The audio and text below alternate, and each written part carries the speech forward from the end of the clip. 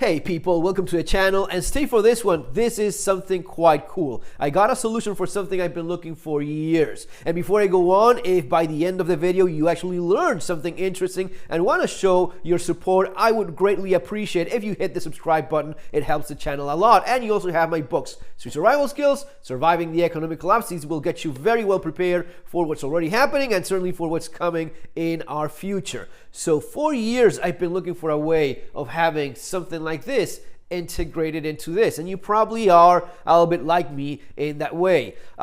Yes, you could have an EDC lighter, a fancier, prettier one. You can have something cheaper. You can even combine with other cool things like tape or my new Discovery Gaffer's tape, which I actually did a video on, and some people like that too. Look, it's always been the thing. How can I have a fire starter in my Victorinox? How can I have my fire starter in my Leatherman? This is the one I actually carry all the time. And I actually got a solution for this. And it is not all that visible. I think you cannot tell at all what's been done here. I've seen that there's like a fire, like a ferro rod. So ideally you would have this integrated into your tool. And there is a ferro rod that replaces the toothpick. It is a tiny toothpick, so it's not going to be a huge ferro rod, but enough for, yeah. Now that's going to be a little bit more expensive. It is going to be quite tiny still. And I mean, it's not that I love the toothpick, but they're kind of expensive for what they are, and they're not exactly huge. There is one that goes here as well, and that got me thinking. Now, I have done a video before on how to put like a little toothpick here inside that little pocket that you have there, like a little compartment, and you can have like a needle or some thread, even a fishing hook. I guess you could get in there, but I was always having in the back of my mind, what if I could have a ferro rod tiny enough to fit there, and maybe that could be a solution. Then I got thinking about, what if I find a ferro rod that is tiny enough to go here, right, in that part. So I have a screwdriver, and I think there's a commercial version of that. And I thought, you know what, if I have something tiny enough that goes in there, maybe I could incorporate. Well, yeah, it kind of does work. So this one could potentially be the solution for my problem, right? I only have to cut it right here, put a little bit of epoxy or some kind of form so as to screw it down like they do here. But basically, I'm looking at doing this, right, with a ferro rod, replacing it like that. Again, I think there's a commercial one. This is what I ended up buying. And if you are wondering about the obvious big question, how exactly is this in terms of thickness? Let's actually do a proper measurement. I think, so there you have it, right? Make your own decision. I'm going for a 2.3, 2.2. So in case you don't know how these work, you have to actually look which line matches. So you have the 2 millimeters, right? The 2 millimeters, and then you have to see which one of these matches the best. So it's like halfway between 3 and 4, or yeah. So I think that 3 is about, yeah. So it's 2.25 millimeters or so if you want to be super accurate, but make up your own mind about that. There you have it.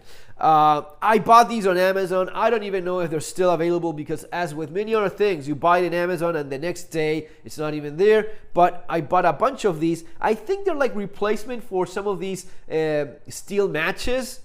So it's that kind of thickness. Anyway, I started thinking about that, and then I remember that, hey, I've had that little hole there in which I could just drop this.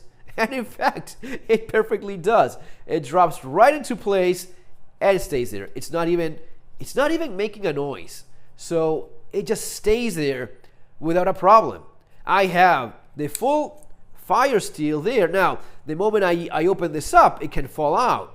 So maybe having it in one of the other compartments that you don't use all that much, maybe that makes more sense. And in fact, it does. For the one where I have my saw, that is where, as of right now, I'm keeping. And it's such a tight fit that you actually have to wiggle it a little bit, because if not, it doesn't even come out. So it's pretty much 2.2, 2.3 millimeters thick, and that's perfect so as to make the maximum size of what actually fits and basically drops free, right? Just a little bit of wiggling there, and you don't even notice it. There's just nothing. Look how deep that thing goes, right? So that is with the fire steel, and this is, whoop, come on you, and this is without the fire steel. Nothing. I mean, it's big, it's a perfect fit.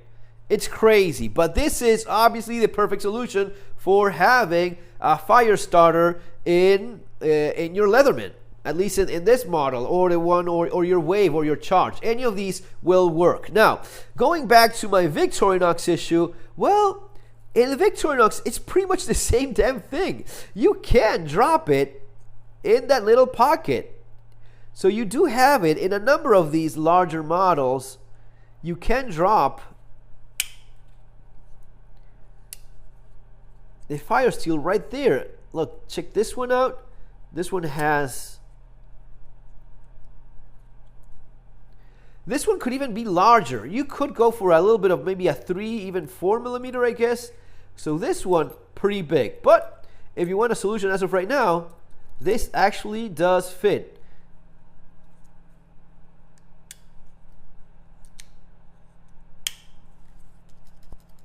The slightest little bit of wiggle.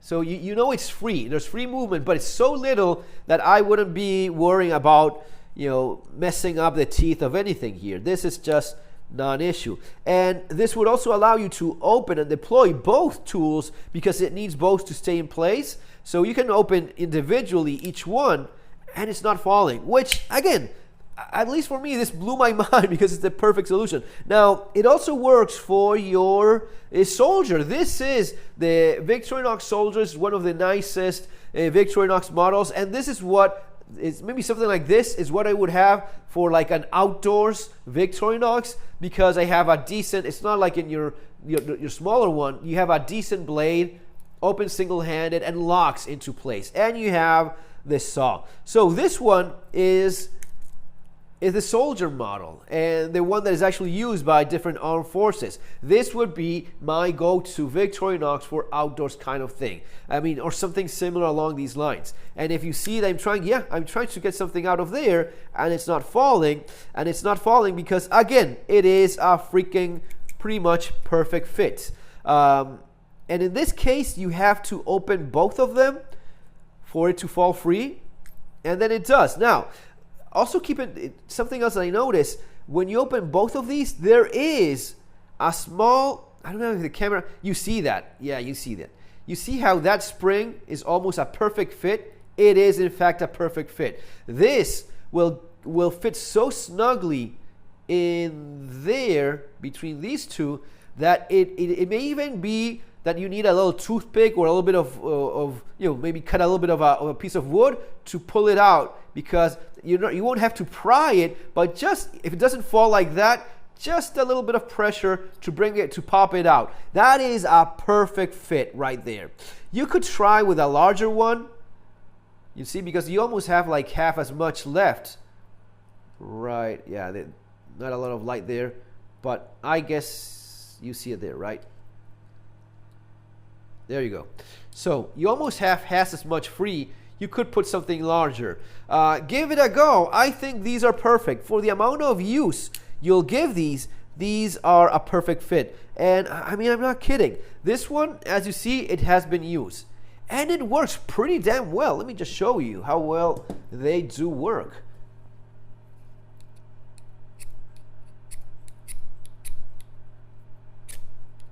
Now, I don't want to burn anything here, but you get what I'm going for here. Yeah, because this is cotton, but it's a fire steel. It's a tiny fire steel. You're not going to get 1,000 sparks out of it, but you're probably gonna be getting a few hundred out of it because I've been using it quite a bit and it still has a lot to go. Besides, you could go with one end. Before you go too thin, you can go for the other one. It's not the tiniest little thing that you sometimes see either in the toothpick or the commercial one or the one that replaces the screwdriver. It is pretty long. It's very thin, but still solid enough to be used safely.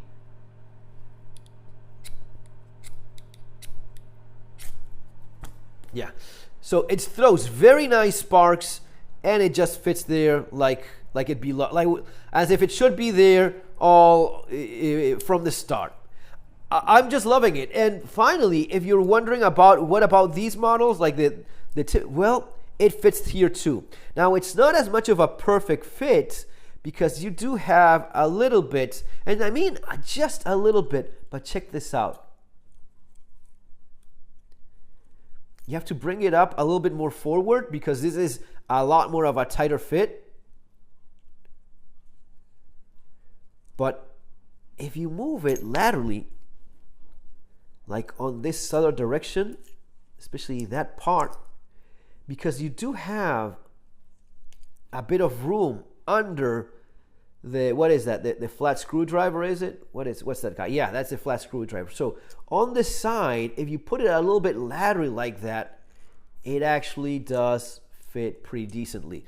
Now, as you see, it's a little bit raised, and if you pull it back a little bit more, right, that's how it is. So it's protruding a little bit. You can easily just cut, right? You can easily just cut a little bit down. So cutting it like that,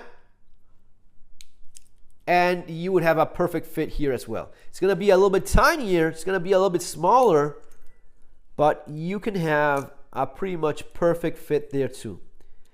It is crazy how this size just goes for a number of these. Yeah, I'll give that a try. I'll start cutting little by little and let you know what exact length, or you can do it yourself, depending on the tool you have. Just get one of these, start cutting as much as you think you need to go, and see how far you need to go so as to have this flush down there. But it's not going to be a whole lot because check that out. It's almost there.